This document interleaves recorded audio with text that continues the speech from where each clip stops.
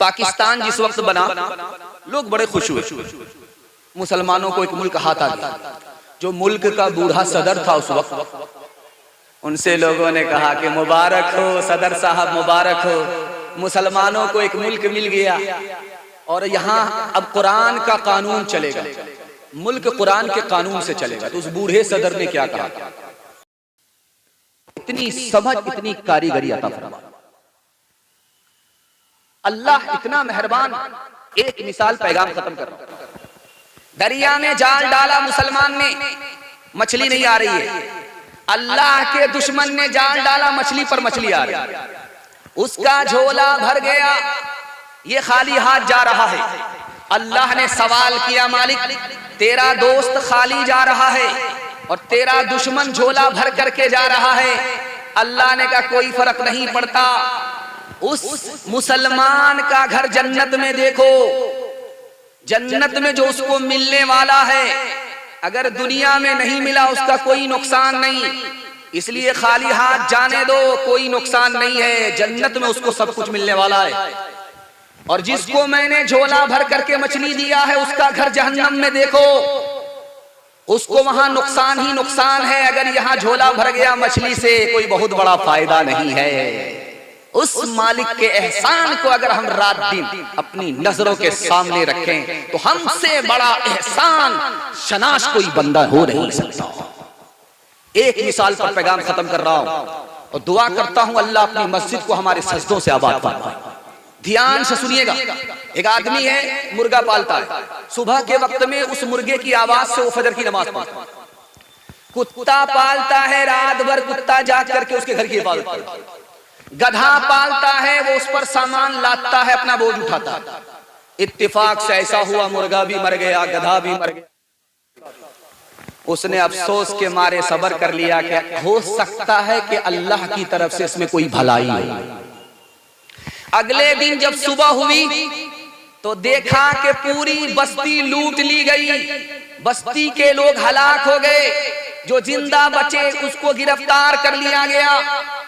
जानवरों की आवाज की वजह से बस्ती पर हमला हो गया और इसका जानवर मर चुका था, इसकी जान भी बच गई, इसके घर वाले भी बच गए। या रब दिल मुस्लिम को वो जिंदा तमन्ना दे, जो कल्ब को गरमा दे, जो रूह को तड़पा दे। इस दौर की जुल्मत में हर कल्बे परेशान को, हर कल्बे परेशान को वो दाग मोहब्बत दे, जो चांद को शर्मा दे। आपसे वादा, दूसरा पैगाम शुरू करने से पहले कि राहत मिलेगी अल्लाह का शुक्र अदा करेंगे, हाथ उठाइए इंशाअल्लाह। मुसीबत मिलेगी सब्र करेंगे इंशाअल्लाह, सब्र नहीं होगा खुदकुशी करेंगे, हाथ उठाइए इंशाअल्लाह। माशाअल्लाह। सीरत के हवाले से पैगाम है, बड़ी तेजी के साथ निकाल रहा हूं। अल्लाह जज़ाए खैर दे। आपकी चमकती हुई पेशानी में दिल से दुआ करता हूं अल्लाह आपके मुकद्दर को चमकाए। मुंह में बदबू नहीं होती, लाख कोलगेट करे, लाख मंजन लगाए, उसके मुंह से बदबू नहीं जाती। वो कौन आदमी है? वो औरत है जिसके सर पे चूटी नहीं है, वो मर्द है जिसको दाढ़ी नहीं। मेडिकल साइंस कहती है कि उसके मुंह से बदबू नहीं जाती, लेकिन नबी की सुन्नत है जिस औरत के सर पर चोटी, जिस मर्द को दाढ़ी, कुदरती बदबू उसके मुंह में पैदा नहीं होती। ये सुन्नत की बरकत है। एक आदमी दरिया में गमछा बिछाता रहा, मुसल्ला बिछाता है, पार हो जाता है। 1 मिनट में यहाँ, 1 मिनट में वहां पहुंच जाता है और दरिया के इस पार से उस पार चला जाता है। हवाओं में उड़ता है, मुसल्ला फेंकता हवाओं में उड़ता है। लिखा कि नबी की सुन्नत अगर जिंदगी में है तो आंख बंद करके वली मान लो, अगर नबी की जिंदगी में सुन्नत नहीं है, हवा पर उड़ रहा तो शैतान है, ये वली नहीं हो सकता। दूसरी बात को बहुत ध्यान से सुनिएगा। अभी जलसा खत्म होगा, लोग चले जाएंगे, सो जाएंगे। कुछ लोग सोएंगे, चित सो जाएंगे, कुछ लोग पेट के बल सो जाएंगे, कुछ लोग करवट लेंगे, कुछ लोगों की कान में आवाज पहुंचेगी, कुछ लोगों के कान में आवाज नहीं पहुंचेगी। अब ये मैं आपको राज बता रहा हूं कि सोने वाले सो तो जाएंगे जलसा सुनने के बाद, लेकिन फजर की आवाज अजान कान में किन लोगों की आएगी, किन लोगों के नहीं आएगी, ये मैं बताने के लिए जा रहा हूं। जो लोग चित सो रहे हैं उनके कान में आवाज नहीं आएगी, चूंकि चित सोने वाले हारने वाले की तरह होते हैं। जो लोग चार चित हो गए अखाड़े में वो हार जाते हैं, और अल्लाह के रसूल की ये सुन्नत नहीं है चित सोना। हारने वाले की हालत को नबी ने पसंद किया। कुछ लोग पेट के बल सोएंगे, इनके कान में भी आवाज नहीं आएगी, ये जहन्नम में जाने वाले की हालत है। अल्लाह मुंह के बल नाफरमानों को जहन्नम में ले जाए। तो इसकी नहुसत है कि अगर पेट के बल आदमी सो जाए तो कान में आवाज नहीं आएगी। और कुछ लोग माई करवट पर लेटेंगे तो दिल उधर ही होता है, वो चिपक जाता है, तो आंख भी बंद हो जाती है, कान भी बंद हो जाते हैं, और गहरी नींद आती है, बिल्कुल गहरी नींद, आदमी अपने आप से बेखबर हो जाता है। इनके कान में भी आवाज नहीं आएगी। बाईं तरफ लेटना नबी की सुन्नत। और जो लोग दाईं करवट पर लेटे हैं, सिर्फ इसी आदमी के कान में आजान की आवाज आएगी। और दाईं करवट पर लेटना नबी की सुन्नत है। क्यों आवाज आ जाती है? जो लोग दाईं करवट पर लेटते हैं, दिल बाईं करवट पर लटक जाता है, लटक गया। अब लटक जाने की वजह से कान तो खुले रहते हैं, आंख सोती है, इस वजह से कान में आजान की आवाज पहुंच जाती है। इंशाअल्लाह नबी की सुन्नत को ढूंढ ढूंढ करके जिंदा करेंगे। हाथ उठाइए इंशाअल्लाह। बेटा की शादी फ्री में नहीं होगी, हाथ उठाइए इंशाअल्लाह। जो महबूबे खुदा की दोस्तो सूरत बनाता है, खुदा को भी फिर उसकी इस अदा पे प्यार आता है। मेरे सरकार को होगी अज़ियत के सुन्नत पर, भला आशिक कोई महबूब का दिल खुद दुखाता है। जो अहदे पुरफितन में जिंदा कर दे एक सुन्नत को, सवाब उस पर यकीनन 100 शहीदों का वो पाता है। सवाब उस पर यकीनन 100 शहीदों का वो पाता है। आज जाइए, वादा कीजिए शादी के बाद दाढ़ी रखेंगे इंशाअल्लाह। बड़ा मुश्किल काम है, दुपट्टे की हवा लगेगी कुल्ला बदल जाएगी। उससे पहले ही डिस्क ब्रेक रख लीजिए। कुरान के हवाले से पैगाम बड़ा खूबसूरत जल्दी से निकल जाएगा। मैं दिल से दुआ करता हूं अल्लाह आपके बच्चे को, घर वाले को कुरान की दौलत से मालामाल फरमाए।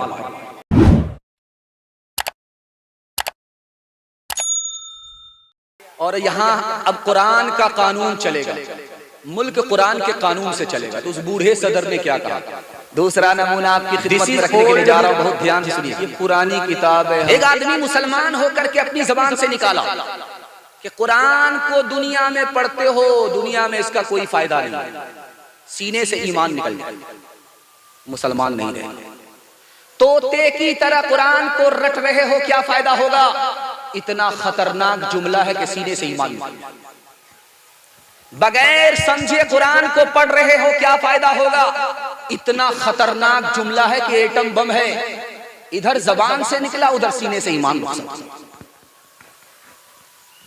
इसलिए मैं हाथ जोड़ करके आपसे कहता हूं, कुरान बच्चे को पढ़ाइए, कुरान बच्चे से मोहब्बत कीजिए, कुरान पर अमल कीजिए, और कुरान के खिलाफ कभी भी जबान से कोई तनकीद और तबसरा मत कीजिए।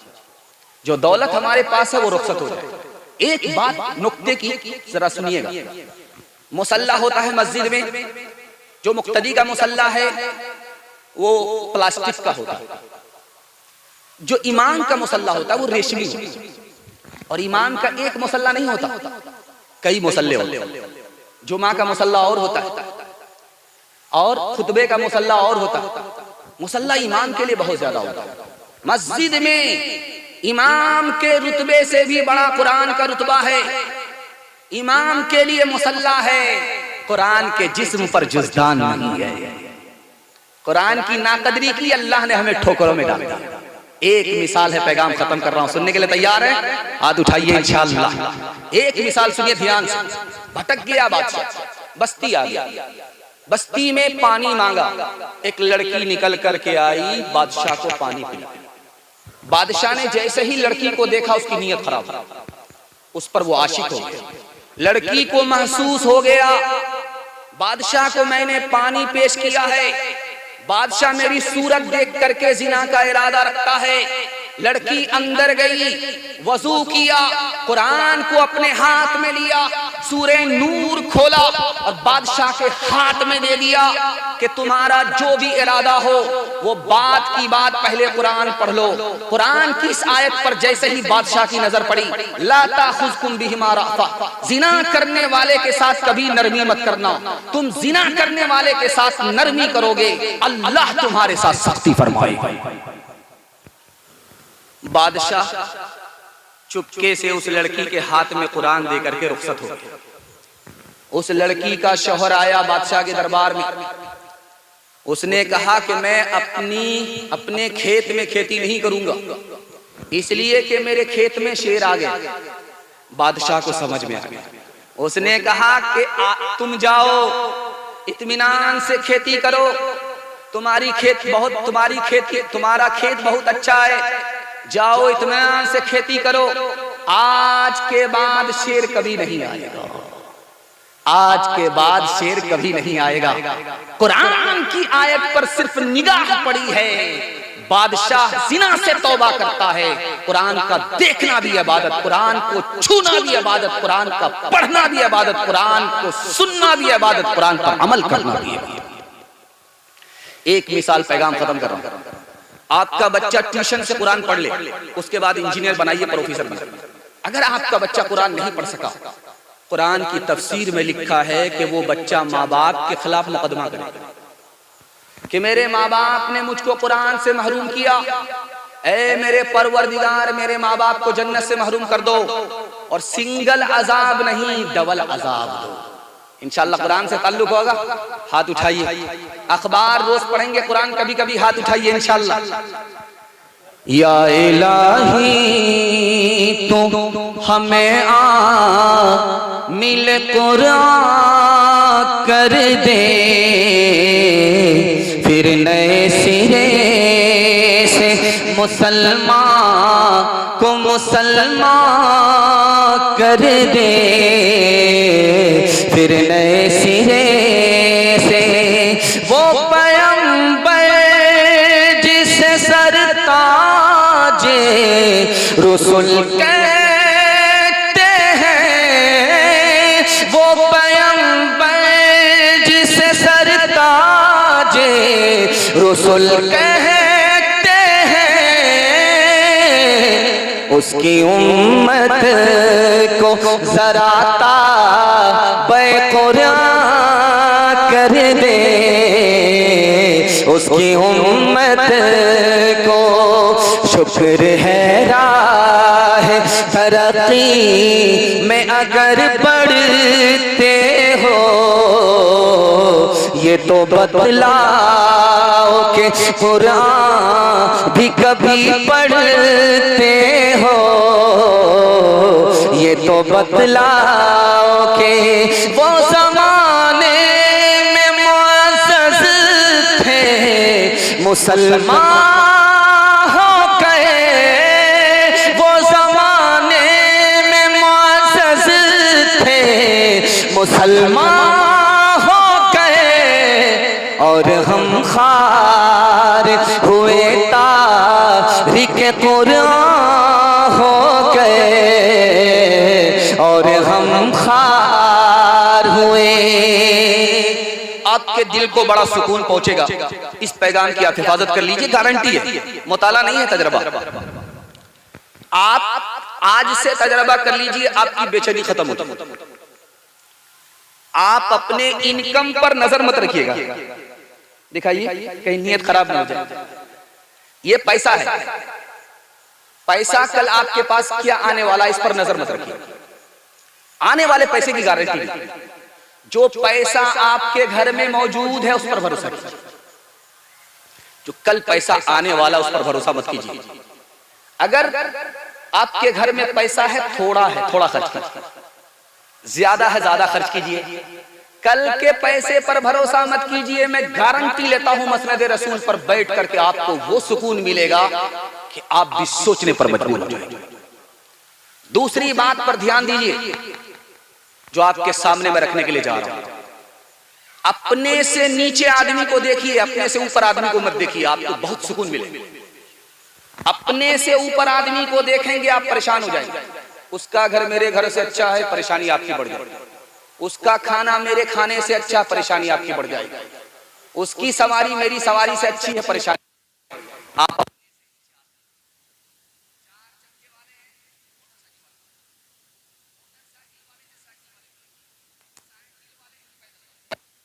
आप पैदल वाले हैं, साइकिल नहीं है तो उसको देखिए जिसको चलने के लिए पैर तक नहीं है।